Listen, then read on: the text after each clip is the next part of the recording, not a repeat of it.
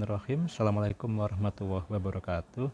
Oke, eh, ini adalah pertemuan pertama ya kita di kelas operating system. Jadi karena di minggu pertama ini jadwalnya juga masih belum bisa dikatakan fix ya, karena hari ini saya merekam materi ini di tanggal 15 Maret 2022 dan kalau informasi dari Pak Denar selaku Sekprodi itu dikatakan bahwa KRS itu masih bisa dilakukan sampai tanggal 19. Artinya sampai tanggal 19 masih ada kemungkinan jadwalnya berubah. Tidak hanya jadwalnya yang berubah, ada kemungkinan juga kelasnya akan berubah. Contohnya misalkan kelas B dan kelas D untuk saat ini itu kan masih digabungkan dalam satu kelas.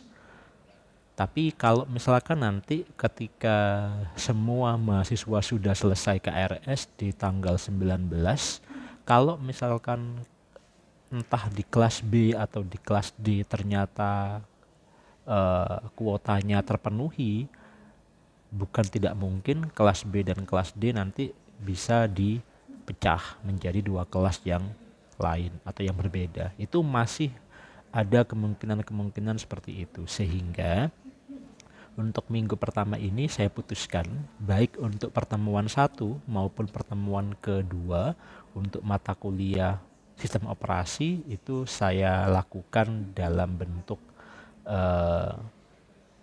full asinkronus gitu ya. Jadi full asinkronus artinya adalah saya akan merekam video, kemudian videonya akan saya upload di YouTube, nanti Anda bisa putar sendiri di rumah. Dengan demikian tidak ada masalah jadwalnya yang bentrok atau kelasnya berbeda dan lain sebagainya, nggak masalah karena untuk semua kelas materinya sama.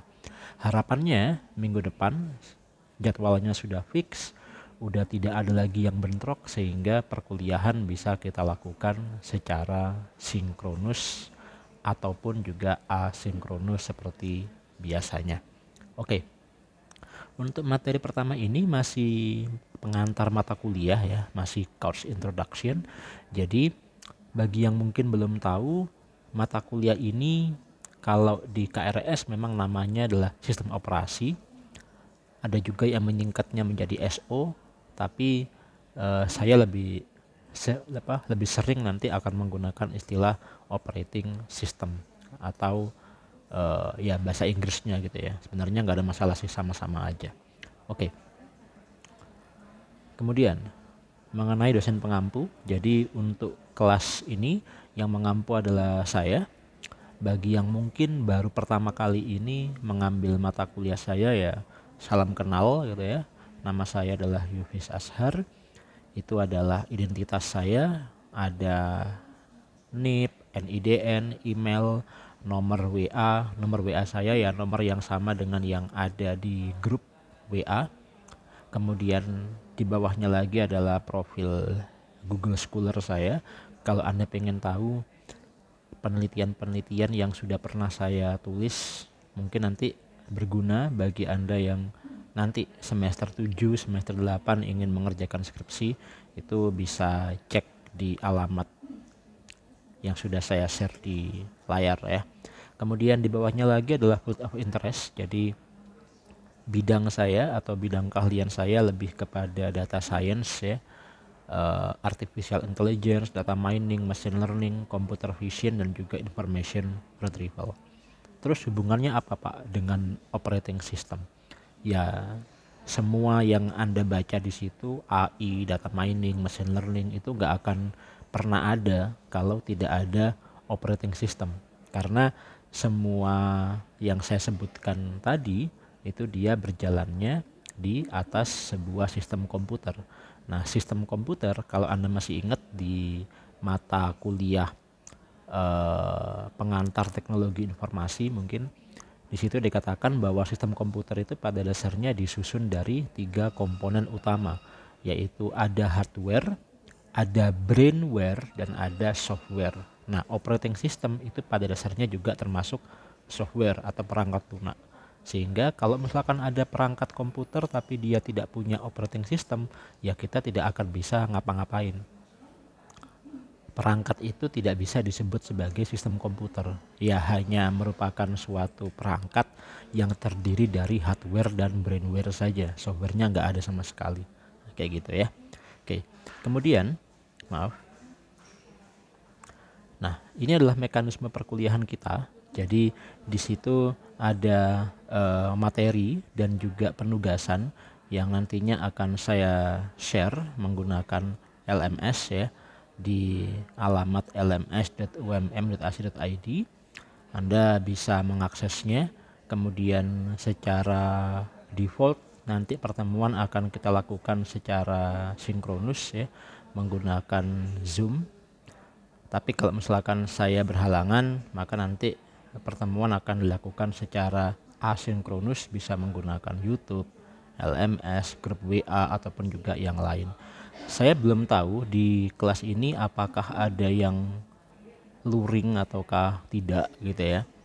Belum saya cek, tapi kalau misalkan nanti memang ada yang luring, ya nanti akan kita diskusikan. Ada berapa banyak yang luring, kemudian nanti model perkuliahannya seperti apa, itu nanti akan kita diskusikan lebih lanjut. Kemudian di situ ada juga pada setiap pertemuan mahasiswa diminta untuk mengisi daftar hadir atau presensi sesuai dengan jadwal yang telah disusun oleh prodi. Presensi dapat dilakukan melalui aplikasi MyUMM for Student ataupun juga melalui info KHS. Mungkin untuk saat ini paling tidak minggu-minggu pertama ini mungkin masih ada kendala ya dengan sistem presensi, sehingga nantinya presensi akan saya handle. Jadi untuk minggu pertama ini semua akan saya anggap masuk ya, jadi saya centang select all semuanya, jadi Anda nggak usah pusing dengan presensi. Tapi nanti kalau sistem presensi sudah normal kembali, maka silahkan Anda presensi sesuai dengan jadwal kelas asalnya masing-masing. Maksudnya gimana Pak? Misalkan gini,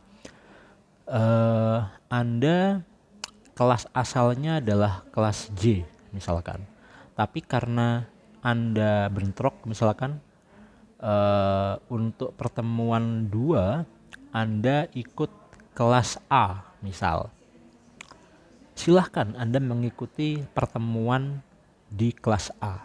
Tapi untuk presensi di info KHS, silahkan Anda presensi sesuai dengan jadwal perkuliahan kelas J. Kenapa? Karena kalau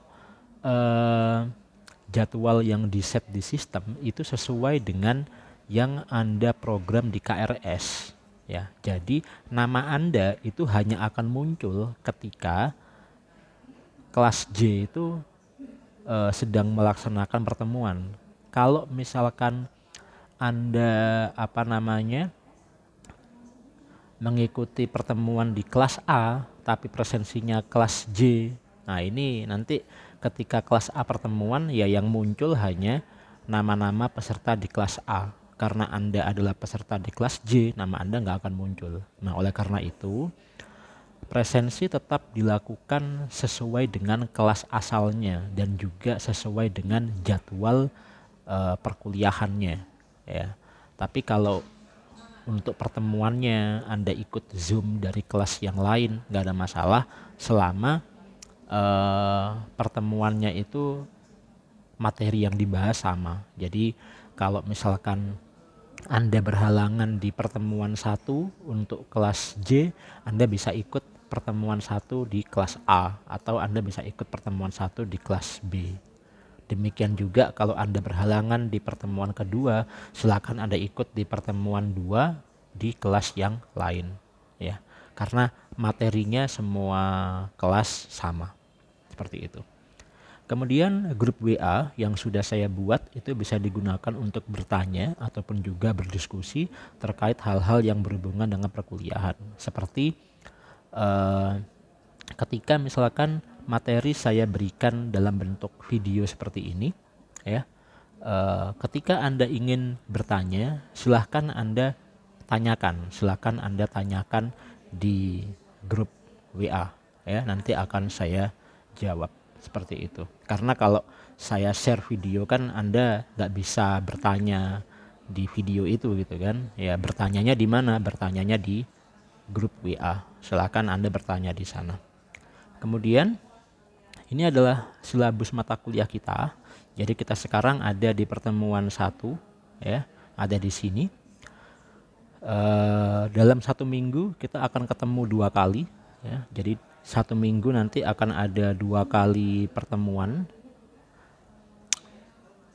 1 dan pertemuan 2. Nah, di situ kalau Anda lihat ada beberapa pertemuan yang isinya hanya penugasan. Contohnya kayak di pertemuan 4 ya. Ini isinya hanya tugas. Berarti kalau misalkan seperti ini nanti tidak ada materi yang akan saya berikan.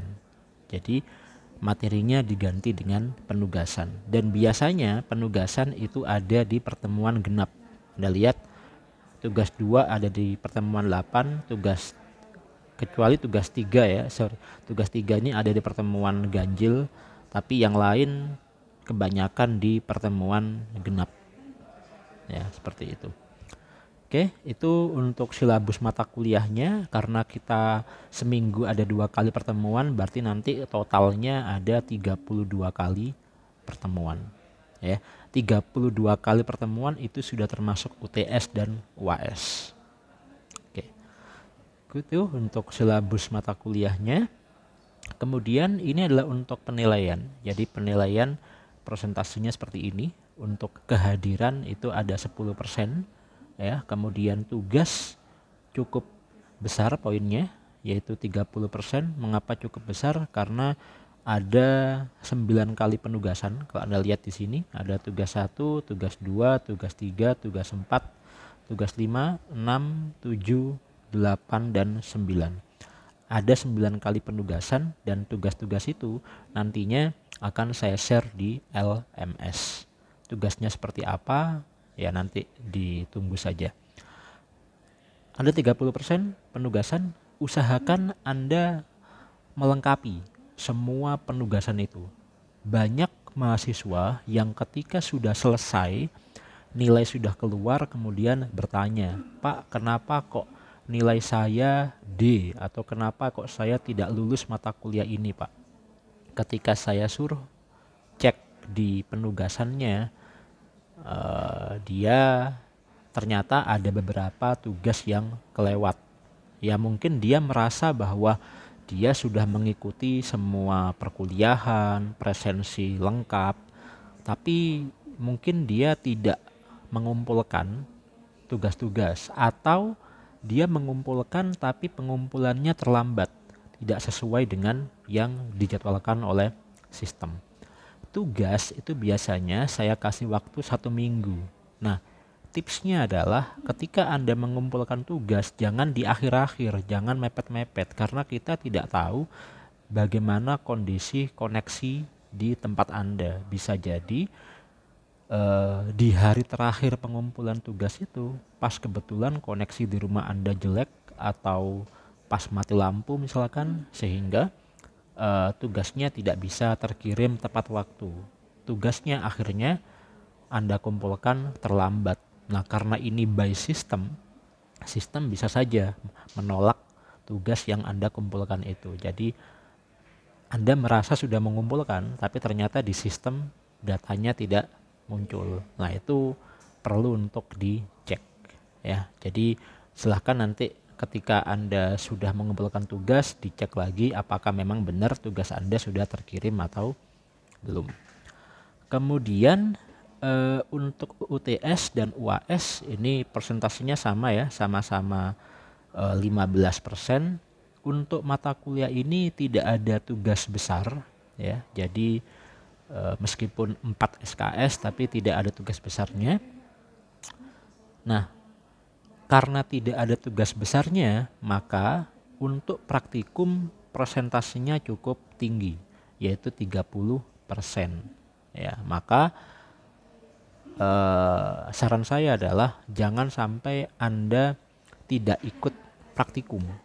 Ya, sebisa mungkin Anda ikut praktikum. Kalau misalkan ada yang berhalangan, misalkan pas waktunya praktikum Anda tidak bisa hadir atau apa, silakan langsung kontak asisten laboratorium di kelasnya masing-masing, kemudian minta untuk demo modul duluan atau demo modul belakangan. Silahkan janjian dengan aslabnya masing-masing, karena poin praktikum itu cukup tinggi dan dalam satu semester Anda hanya praktikum sebanyak 6 kali kan ya, dan setiap praktikum itu ada modul yang harus Anda kerjakan atau Anda presentasikan. Jadi jangan sampai itu kosong nilai Anda.